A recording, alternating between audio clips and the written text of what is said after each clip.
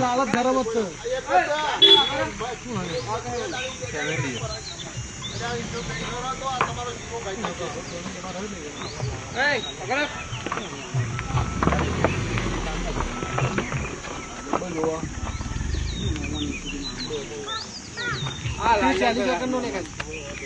ઉતરા ના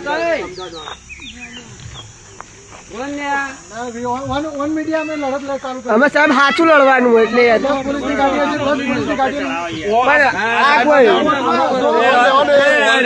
જય માતાજી, જય ભવાની। સોશિયલ મીડિયાના માધ્યમથી પોલ્યુશન તંત્ર અને સરકાર જોઈ શકે છે કે ઐઠોર ગામના ચામનગરમાં કેએમ ટ્રેડર્સ નામની એક ભયાનક દૂષિત કેમિકલ ફેક્ટરી આવેલી છે, જેના કારણે ચામનગરના 300 ઠાકોર સમાજના પરિવારો સ્વાસ્થ્ય જાનહાની અને રોગચાળાના ભોગ બન્યા છે।